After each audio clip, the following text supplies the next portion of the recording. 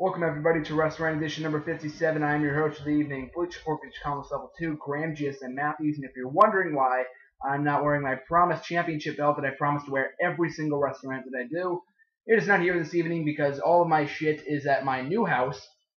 Yes, I'm currently moving. We are going to be moving tonight.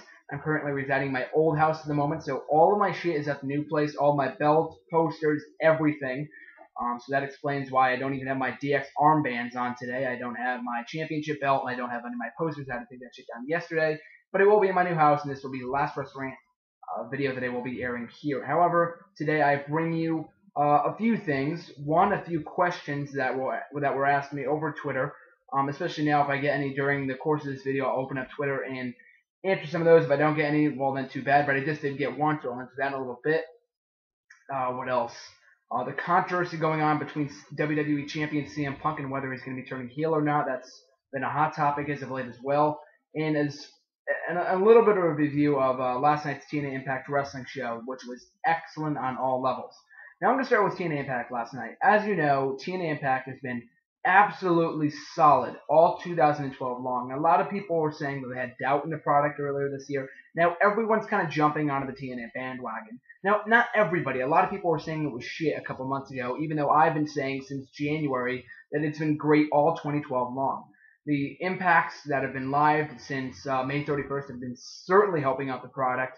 A lot of strong storylines, except for the Dixie AJ Styles storyline that has been main eventing as of late, which isn't too bad. It kind of took a turn for the worse last week.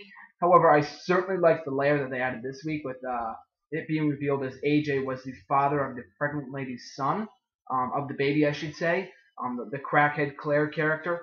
Now, that seems something that's straight out of the soap opera, but the part that made me mark out last night, the conclusion of last night's show, was when Daniels and Kazarian reunited in sorts and took back the TNA World Tag Team Championships that they lost back at Slammiversary a couple weeks ago. I am absolutely loving the storyline between AJ Styles and Daniels, because if you can remember, it was TNA Destination X last July, yes, last July, when Daniels faced AJ Styles in the main event of the program. Now, 1 year later, we revisit that rivalry, in sorts, kind of, because it's kind of been continuing since that point in time, with Daniels versus Styles in a last man standing match. Now that is going to steal the show, no doubt, and I cannot wait for that event, especially since also headlining that card is Bobby Roode versus Austin Aries for the TNA Heavyweight Championship, which opened up the show last night. Oh, no, it didn't. It was after the Anderson-RVD match, but nonetheless, it was in the first hour. Great segment between those two. I'm loving Roode's champion. He's held that title since November 2011, so I'm loving his reign, the longest reigning Impact Wrestling champion in history. And we have Austin Aries, the longest reigning X Division champion in TNA history. Those guys are just golden on the mic, very, very good in the ring, so I'm very, very hopeful that they're going to have an awesome match come Destination X over the TNA World Heavyweight Championship. As far as my prediction for that match, I definitely see Bobby Roode going over to face James Storm, who will probably win the Bound for Glory series. No complaints, I love James Storm. So Bobby Roode versus James Storm for the TNA Heavyweight Championship in the main event of Bound for Glory this October. Cannot wait for that. So other things that occurred on last night's show, although I didn't see the segment, I did hear that Taylor Hendricks won a TNA contract, part of Gut Check. No complaints there. That she seemed like she had a few missed spots on last week's Impact when she faced Tara. However, I do think that she has potential. She has a good look. So I'm really looking forward to what she does in the ring. As far as Joey Ryan goes, who was the first one rejected a part of the concept last month, I am very, very glad they didn't drop that angle. A lot of the times that TNA does, they drop a lot of angles. As far as WWE does too. I mean, they drop shit too. But I am glad that they're continuing the run-in angle with Joey Ryan invading TNA. I'm really looking forward to see if he ends up getting a contract or he continues to bash Taz behind the scenes on his YouTube accounts, and I'm really looking forward to that. What else is going on in TNA as of late? We had the Joseph Park and Bully Ray feud going on, which has also been going on for almost a year now. Bully Ray and Abyss started feuding last October when Abyss turned face, when he turned face and left Immortal. And Bully Ray kind of started feuding from there, and then Abyss took some time off in January and kind of transformed into this Joseph Park character, which I've also been loving. He has also been progressing very, very nicely as of February since he debuted. So I'm really looking forward to that match whenever it will take place. I believe it's the next 2 weeks on Impact. to boost ratings. I'm glad that it's not happening at Destination X because that's more focused on the X Division wrestlers than it is, like big talent. Other than the Kurt Angle versus Samoa Joe match. But then again, you can argue that Samoa Joe is an X Division wrestler, and Kurt Angle kind of fits in with the pay-per-view theme. So I am glad that match is also happening at Destination X, a part of the Bound for Glory series. So overall, I am extremely thrilled with TNA's product as of late. A lot of the action I'm really, really enjoying. The Bound for Glory series I'm really glad is back. That was excellent last year. A few minor hiccups, but they seem to correct those hiccups this time around, I should say, with guys like Anderson, Hardy, RVD in the series, James Storm for one, the Pope, Magnus, all those great guys, Angle, Samoa Joe, AJ Styles, Daniels. So I'm really liking the competitors in the Bound for Glory series, all the matches they've been putting on, the main event storyline with Dixie, AJ, Daniels, and Kazarian. That's had its problems, but I'm liking the wrestling that incorporates it, and the storyline, since it was kind of revealed last night that AJ is the father of the baby of Crackhead Claire's pregnant son or daughter, whatever, the baby. So I am looking forward to that storyline, and as it concludes at Destination X in a couple weeks. So yeah, as a whole, I'm really, really looking forward to what TNA continues to put out as far as summer 2012 comes along. So now going on to the CM Punk controversy. A couple days ago, I read on Bleacher Report that CM Punk put out a tweet saying something that regarded to the devil. I didn't read the tweet originally. However, when I saw this article, I kind of do some comparisons to something that he used to do back in 2005 when he was part of Ring of Honor. He said something about the devil back then and why he was playing people. He was a face and he turned heel that night, and now some people are speculating that CM Punk will turn heel in the very near future. Now, there's a lot of things wrong with that I don't agree with and I don't see happening. For one thing, CM Punk just turned face last August, or July, I should say. What's wrong with it? I know you might argue that a lot of people, turn heel or face for a short period of time before reverting back to the original character. CM Punk is currently the WWE champion. He's one of the over faces in the company, other than John Cena, with Randy Orton currently out and Rey Mysterio. I'd say that CM Punk is probably the number 2 babyface in the company, along with Sheamus. So that's definitely a reason to keep him face. His merchandise sales are through the roof. I'm not going to say that I exceed John Cena's. I think they did at one point late last week, but as of right now, he has really high merchandise sales, so that's going to go way down if he ends up turning heel. But there's a lot of things wrong with turning CM Punk back heel, and I really don't see them doing it. I could see one scenario with John Cena winning Money in the Bank, which is one god-awful idea. I do not agree with that whatsoever. I don't think I did a Raw review this past week, but I can just say that I fucking hate the idea of putting former WWE champions in a Money in the Bank ladder match with Kane, John Cena, Big Show, and Jericho. I fucking hate that idea so much.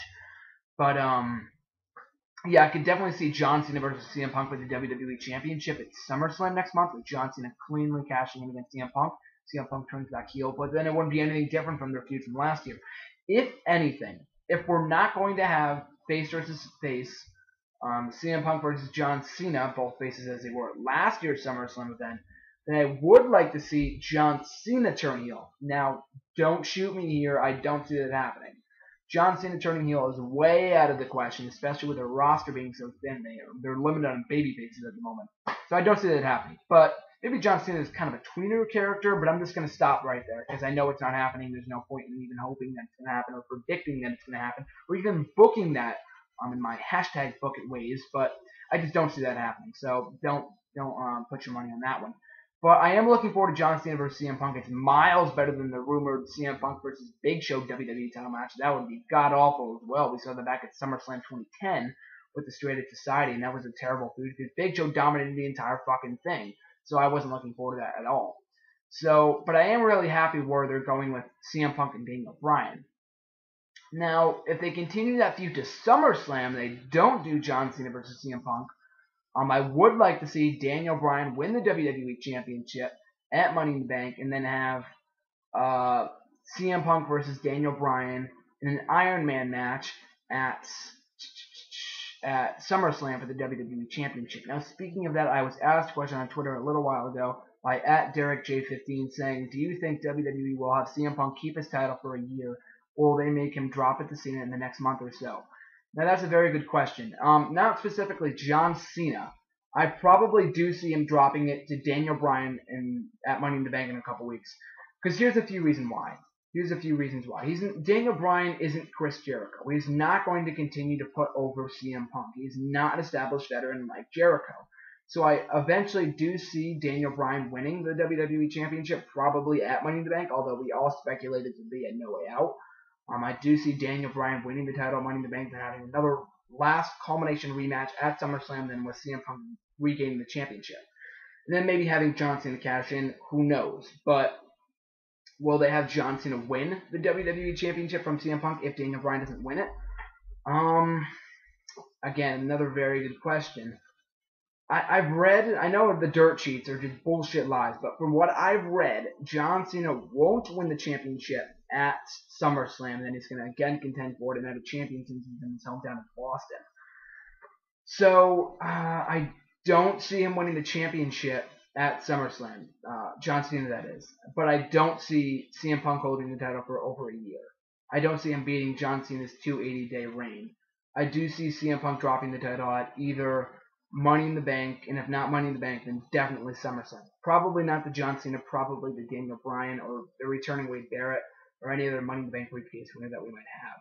So also speaking of Money in the Bank briefcase winners, there's going to be a couple qualifying matches for SmackDown Money in the Bank, the World Heavyweight Championship Money in the Bank match at Money in the Bank in a couple weeks tonight on SmackDown. So I'm really looking forward to that. I don't read SmackDown spoilers, so don't spoil anything for me, but I'm looking forward to that. We have Damian Sandow, Zack Ryder, Tyson Kidd, Jack Swagger, David Otunga, Dolph Ziggler, Christian Santino, all in qualifying matches tonight on SmackDown, so look forward to that. Another question that I was asked just moments ago by Alexis Kruger, my thoughts on were Buggy Nova signing with the WWE as well as Maxine leaving. I can't comment on the Buggy Nova situation because I am not familiar with her work, but I am glad that WWE is actually signing some more talented women wrestlers to WWE. If she's not talented, I don't really know because I'm not familiar with her work. But anyway, back on Maxine. It was reported last night that she is leaving the WWE due to being frustrated with not being utilized more on television. She should have quit in a couple months because NXT only ended a couple weeks ago, so they really couldn't tell if she was going to be on SmackDown or Raw yet. She was in that Divas Battle Royal this past week on Monday Night Raw, so at least they were using her. But she is an extraordinary talent for those of you that don't watch that watch NXT. She's a very, very good talent. She could have easily been in the contention for the Divas Championship, but it is a shame that she's leaving, and hopefully she has the best of luck in her future endeavors. And I think that about does it. So now time for my shameless plugs. You guys can follow me on Twitter at @SAVE_US_GSM, at SarcasticSmart, and of course at WWE Fun Facts. You guys can also check my website for all the WWE, TNA rumors, recaps, and more at nextwrestling.weebly.com. Check out my all-new blog, a part of the website, Injection of Inspiration, just added to the website. It's going to be a weekly blog that I do a few times a week, so go check that out and receive your thoughts. Give me your thoughts on that on my Twitter page. Make sure to check out Spoilers, which is not currently airing. However, you can check out our archived episodes at blogtalkradio.com/spoilerspodcast. Save US GSM, which did not air last night due to technical issues, part of the server on utnlive.com, but you can check out Save US GSM every Thursday night after Impact with TNA. After TNA Impact Wrestling at 10 p.m. Eastern Time, 9 Central Time. That's at utnlive.com with my co-host at HeelByDesign. So go check that out. And I think that about does it. Make sure to check me out on Bleacher as well, just by searching Graham Jason Matthews. So I hope you guys have a fantastic weekend. Enjoy SmackDown tonight, and this is GSM signing out. Until next time, guys.